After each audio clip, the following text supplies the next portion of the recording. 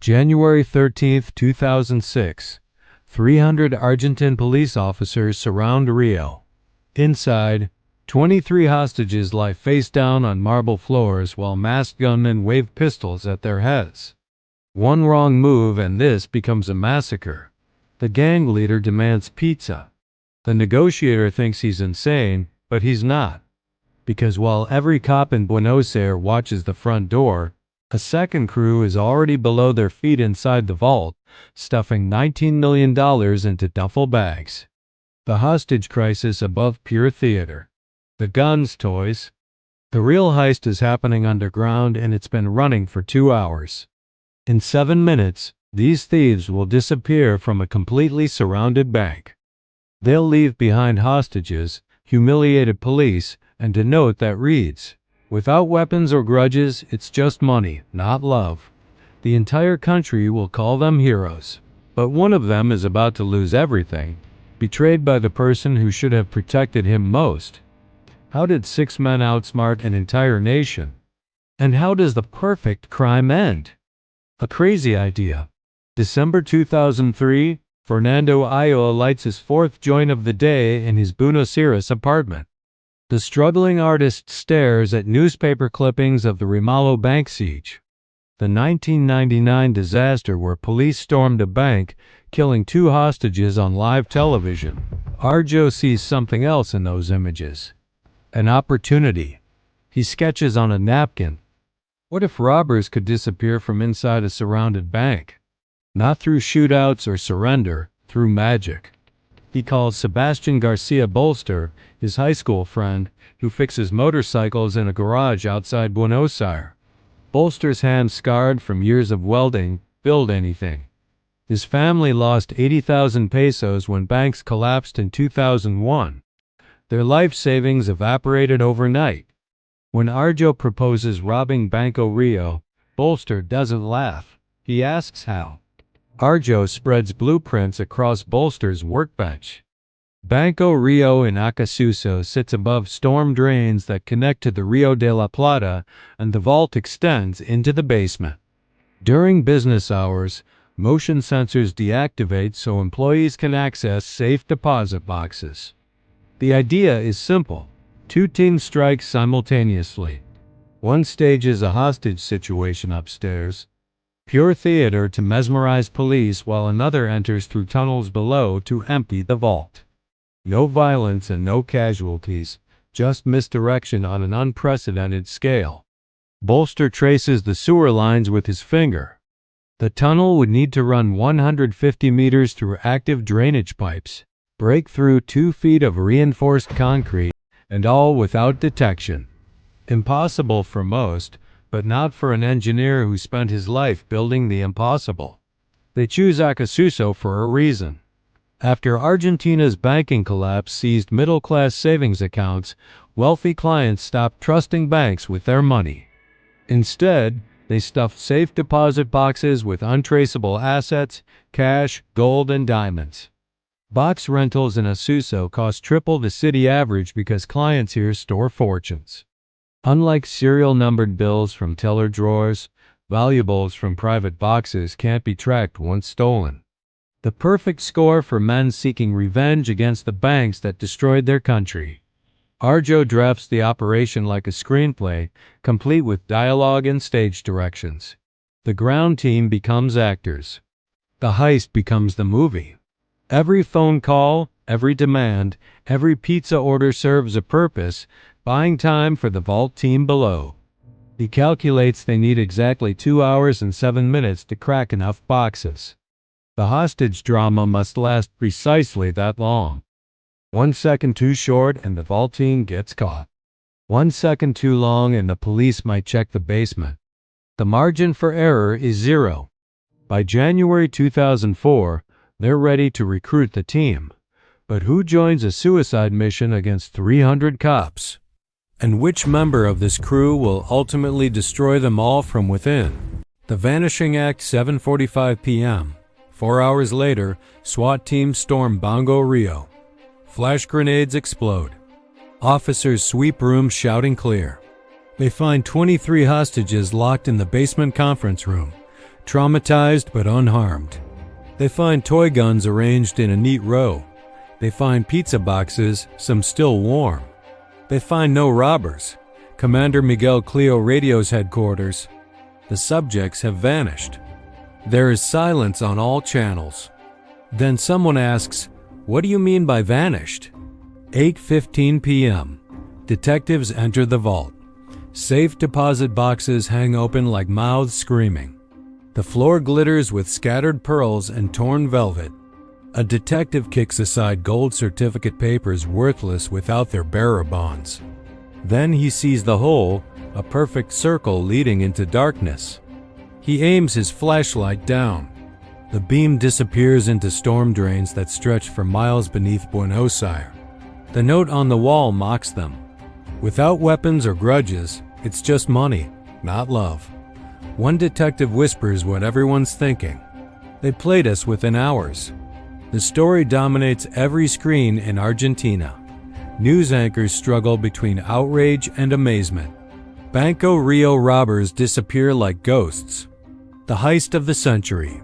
Police fooled by pizza and toy guns. Talk show hosts debate whether to condemn or applaud. Callers flood radio stations. Most support the thieves. They rob the rich without killing anyone, says one caller. They're heroes.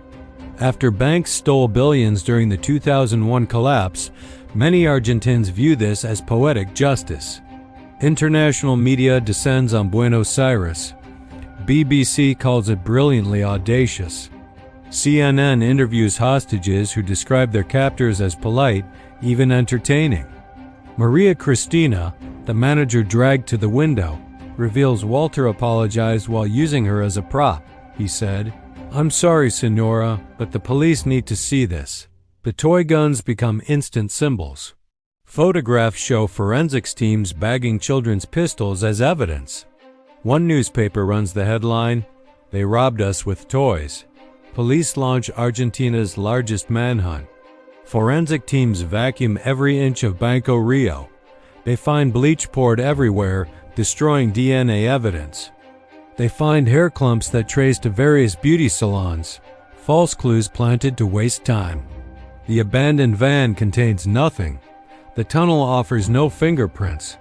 Detectives interview 300 witnesses, analyze 10,000 hours of footage, and chase 1,400 leads. The Interior Minister promises results soon. The Justice Minister demands immediate action, but the public laughs at both. Graffiti appears across Buenos Aires. Banco Rio 6 Police 0. T-shirts with toy guns sell out. A cumbia song about the heist tops local charts. The robbers have become folk legends. But in a modest house in Buenos Aires province, Alicia Dulio watches her husband Beto count stacks of $100 bills. She knows where that money came from, and she's about to make a decision that will destroy everything. What drives a wife to betray the father of her child? And how much of the $19 million will police actually recover? The betrayal, February 15, 2006. Alicia Dulio finds $73,000 hidden inside her bedroom wall. Her husband, Bato, tore open the plaster while she was visiting her mother, stuffed cash behind insulation, and sealed it with fresh drywall. She only discovered it because paint doesn't match. This is the third time she's found money. First under floorboards, then inside the water heater, now the walls. Her house has become a vault. She knows about the Banco Rio heist. Everyone does. She knows Bato was involved. What she doesn't know is that he's planning to leave her. Bet tells friends he's moving to Paraguay with his girlfriend, a 23-year-old named Claudia he met at a nightclub. Alicia discovers the affair through text messages. She confronts him, but he denies everything, then admits everything, then promises to end it. 3 days later, she follows him to Claudia's apartment. When she pounds on the door screaming, neighbors call police. Officers arrive to find Alicia Dulio crying in the hallway, shouting about stolen money in Bank Rio. They take notes and one detective recognizes the significance. 5 days later, Alicia walks into federal police headquarters. She provides names, her husband Bato, his friend Vitet, and someone called Doc. She describes planning meetings in her kitchen while she served coffee. She overheard tunnel discussions, gun rehearsals, and pizza strategies. She knows they use toy weapons because Bato laughed about it for hours afterward. She doesn't know about Aro or Bolster. Bet kept her partially ignorant for her own protection. But she knows enough. Detectives promise protection for her and her 7-year-old son. In exchange, she gives them everything. March 7, 2006. Pre-dawn raids strike simultaneously across Buenos Aires. Police smash through Bato's door at 4:47 a.m. They find him sleeping beside $970,000 in cash. He doesn't resist. At 4:48 a.m., they arrest Vet at his mother's house. At 4:51 a.m., Doc surrenders peacefully at his apartment. Within hours, subsequent raids capture Arjo, Bolster, and Zalo Chavarria. The only evidence is Alicia's testimony and the money in Bato's house. The rest of the $19 million remains hidden. 1 week later, news breaks. Banco Rio gang captured. The public reacts with disappointment. Polls show 68% of Argentines wanted them to remain free. Lawyers volunteer to defend them pruno. Crowds gather outside the courthouse chanting support. Even hostages express sympathy. Several refuse to testify, saying they were treated well. The prosecutor faces an unusual problem: jury sympathy. These aren't violent criminals who terrorized innocents. They're artists who embarrassed authority. The trial becomes theater itself.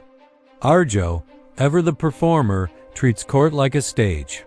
He explains the heist as a work of art against financial oppression. Bolster describes the tunnel engineering with professor-like precision, making jurors laugh. Vitet maintains military bearing, never breaking character. They don't deny guilt, they deny shame. When asked about the missing millions, Arjo smiles. What money? We took toy guns to a bank. The prosecutor cannot prove how much was stolen. Safe deposit boxes aren't registered, so their contents are unknown. Box owners claiming losses can't document what they lost without admitting tax evasion. Sentences range from 9 to 15 years. By 2020, all are free. Arjo writes a book, sells movie rights, and gives university lectures on creative resistance. He claims everyone won. Police got fame, prosecutors got promotions, and we got rich. Argentina got entertainment. The missing 17 million never surfaces. Some believe it's buried. Others think it was spent. A few suspect the robbers invested it, living off interest while serving time. The greatest magic trick in criminal history succeeded completely. They robbed a bank using pizza and toys, vanished in plain sight, and became folk heroes despite capture. They proved perception beats reality, that controlling the narrative matters more than controlling weapons. They turned crime into art, humiliation into admiration, capture into victory. Except for Beto, his wife got revenge, his girlfriend got scared, and his friends got suspicious. He lost everything: money, family, respect from his crew. The man who helped pull off the perfect heist was destroyed by the oldest weakness: betrayal born from broken promises. The money couldn't save his marriage or buy loyalty. In the end, Alicia Dulio accomplished what 300 police couldn't. She made the magicians disappear.